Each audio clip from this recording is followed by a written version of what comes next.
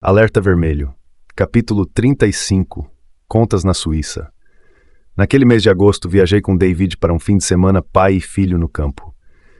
Um dia, quando estávamos escalando uma trilha na escarpa de uma montanha na Cornualha, caiu no meu colo um presente inesperado, na forma de uma ligação de Jamie Firestone.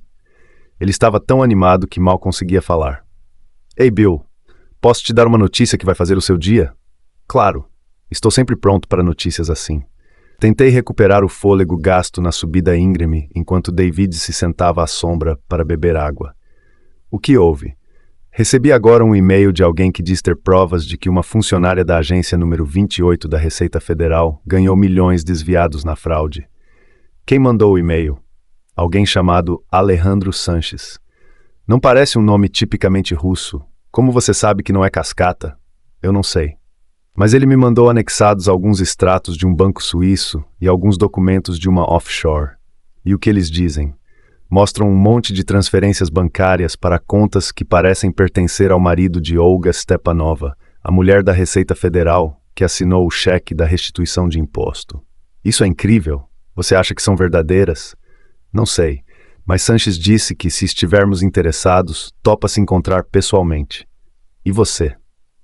Como se sente em relação a isso?" "Tudo bem por mim", disse Jamie, relaxado. Mesmo depois de tudo o que havia acontecido, ele ainda não tinha perdido o otimismo. "Não se preocupe, Bill." Desligamos. Bebi um pouco de água e retomei com David nossa escalada, mas eu mal notava a linda vista da praia. Minha cabeça estava a mil.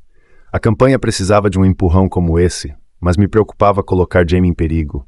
Nenhum lugar era seguro, especialmente Londres, coalhada de russos. Em 2006, Alexander Litvinenko, um ex-agente da FSB e conhecido crítico de Putin, fora envenenado por agentes da FSB no Millennium Hotel, localizado em frente à Embaixada dos Estados Unidos. Jamie e Sanches trocaram mais alguns e-mails e combinaram de se encontrar no dia 27 de agosto de 2010. O plano era eles conversarem, e se Sanches desse a impressão de estar sendo sincero, Jamie ligaria para Vadim, que se juntaria aos dois para examinar os documentos. Sanches sugeriu o Polo Bar, no Westbury Hotel, em Mayfair, que ficava sinistramente perto do local onde Litvinenko fora envenenado. Aterrorizado pela perspectiva de alguma coisa ruim acontecer, liguei para o nosso consultor de segurança, Steven Beck, e pedi que montasse um esquema. Depois de inspecionar o local, ele decidiu escalar 4 homens para proteger Jamie e Vadim. 2 deles eram ex-membros das Forças Especiais e 2 eram ex-agentes do Serviço de Inteligência Britânico. Às 14h30 do dia 27 de agosto, os 4 chegaram, um de cada vez, ao Polo Bar e tomaram posição em pontos estratégicos, 2 perto das saídas, um perto da mesa onde aconteceria a reunião e um na extremidade do balcão do bar. Eles se misturaram com os outros clientes sem serem notados. Um deles portava um dispositivo que detectaria e anularia qualquer equipamento de monitoramento, similar ao tipo que acreditávamos ter sido usado por Sagirian no encontro no Dorchester Hotel. Como Litvinenko tinha sido envenenado por um isótopo de polônio radioativo altamente tóxico, um dos homens de Steven fez uma discreta varredura no local com um contador Geiger. Era impossível estar inteiramente seguro, mas eu sabia que se as coisas ficassem feias, os caras de Steven tirariam Jamie e Vadim de lá às pressas. Jamie chegou cedo ao Polo Bar e entrou por uma das portas duplas de aço e vidro. Atravessou o salão de teto baixo em estilo Art Deco até a mesa reservada e se sentou em uma das cadeiras de veludo azul, de costas para a parede. Atrás dele havia uma foto do Empire State Building pendurada, como que se equilibrando acima do seu ombro. A posição era estratégica. Segundo Steven, era o lugar mais seguro do salão. Jamie tentou identificar os seguranças no meio da massa de turistas, mas não conseguiu. Dedicou-se a observar o balcão de mármore verde e preto do bar, enquanto o barman chacoalhava um martini e o despejava em uma taça resfriada. Uma garçonete lhe trouxe alguns salgadinhos de cortesia. Chegou a pensar em experimentar as nozes torradas, mas mudou de ideia. Pediu uma Coca-Cola com uma fatia de limão. Depois de servido, o refrigerante ficou intocado em cima da mesa. Qualquer coisa podia estar envenenada. Sanches chegou 15 minutos atrasado. Pouco mais de 40 anos, 1,80 m, barrigudo, vestia paletó e calça escuros e camisa branca sem gravata. Seu cabelo castanho estava desgrenhado. Sua pele era leitosa, seus olhos eram nervosos e intensos. Assim que abriu a boca, ficou claro que não era Alejandro Sanches. Por favor, desculpe-me pelo codinome, Sr. Firestone, disse ele em russo, mas preciso tomar minhas precauções. Compreendo, respondeu Jamie também em russo, se perguntando se todos no bar eram seguranças de Sanches. Meu nome verdadeiro é Alexander Perepilichny. Jamie acenou para a garçonete quando Perepilichny se sentou. O russo pediu chá verde. Jamie tentou perscrutá-lo. Perepilichny fez o mesmo. O chá foi servido. Obrigado por aceitar se encontrar comigo, disse Perepilichny.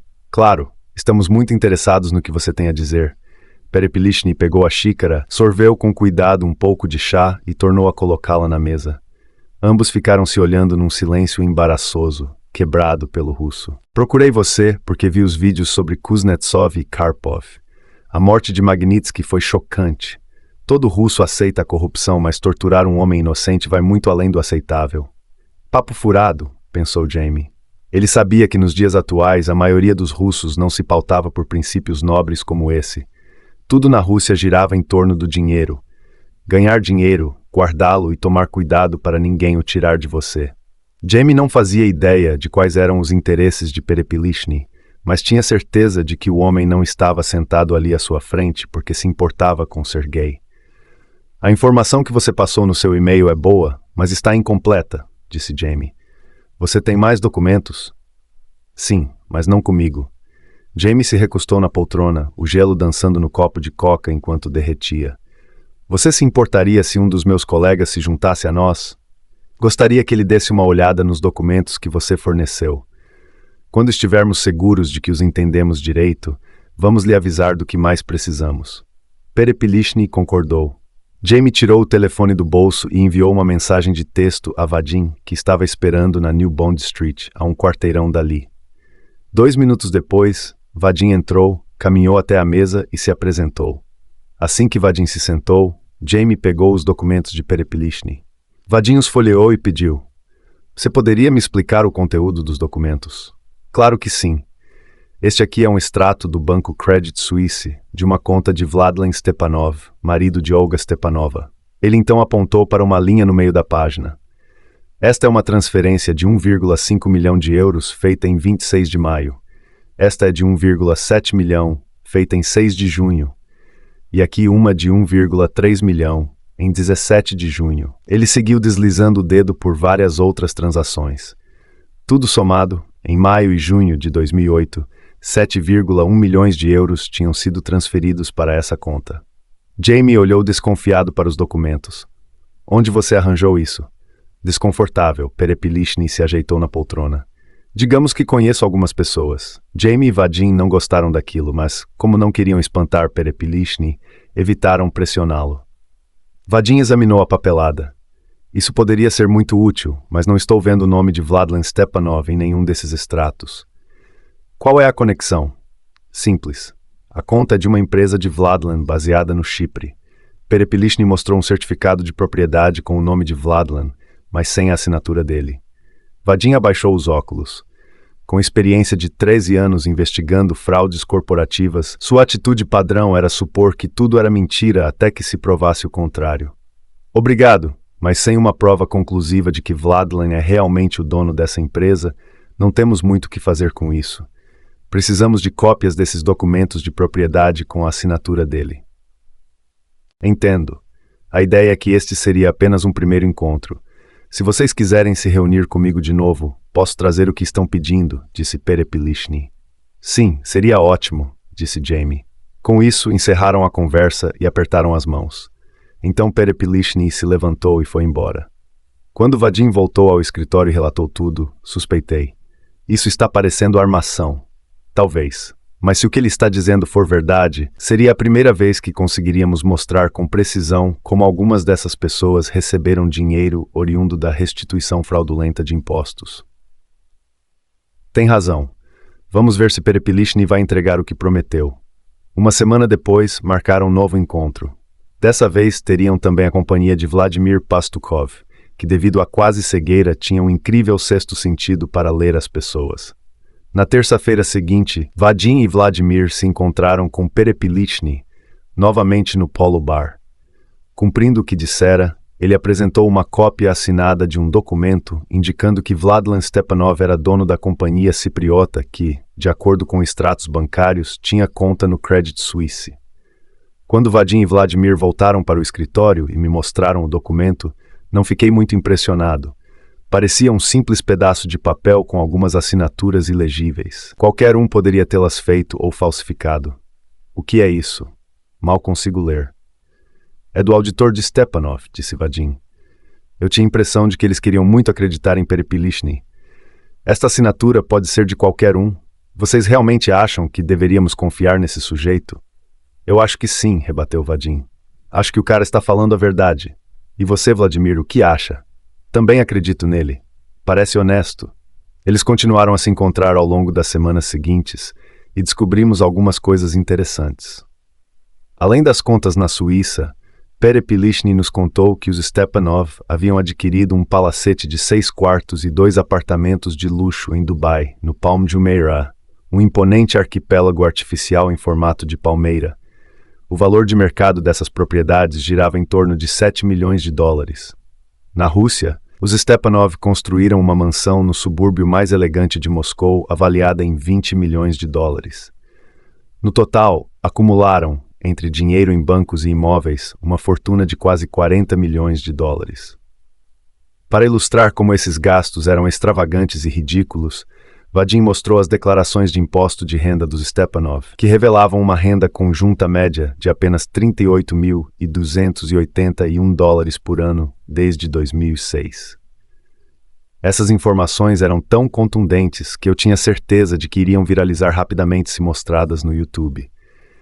Incluir Olga Stepanova no elenco dos nossos intocáveis da Rússia abalaria a estrutura da elite russa. No entanto, havia um problema. A história que Perepilishny contara não era simplesmente boa. Era boa demais. Era bem plausível que ele estivesse trabalhando para a FSB e que tudo isso fizesse parte de um plano bem urdido para destruir minha credibilidade. Não seria a primeira vez que empregavam esse tipo de tática. Criar um personagem com uma história crível, mandar o personagem passar informações valiosas para o alvo da operação, esperar o alvo divulgar as informações para o público e, checkmate, mostrar como eram falsas as informações. Se esse roteiro se materializasse, comprometeria profundamente todo o trabalho que vínhamos realizando ao longo daqueles 3 anos junto a jornalistas e governantes do mundo inteiro. Formuladores de políticas não demorariam muito a perguntar: por que estamos apoiando esse mentiroso às expensas da nossa relação com a Rússia? Eu só faria o vídeo sobre o Stepanov se estivesse totalmente seguro de que Perepilishny tinha falado a verdade, e também precisaria saber como ele obtivera suas informações. Por um bom tempo, ele se manteve fechado em relação a esse ponto, mas finalmente acabou abaixando a guarda e nos contou a razão pela qual tinha todos esses documentos financeiros. Ele fora no passado administrador das contas bancárias de vários russos muito ricos, entre eles os Stepanov.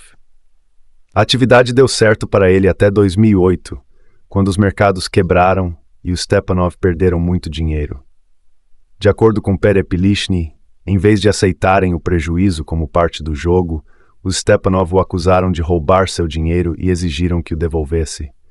Como Perepilishny não tinha intenção de cobrir as perdas deles no mercado, Olga Stepanova usou sua posição de chefe de uma unidade do Departamento de Coleta de Impostos para conseguir que um processo por sonegação fosse aberto contra ele.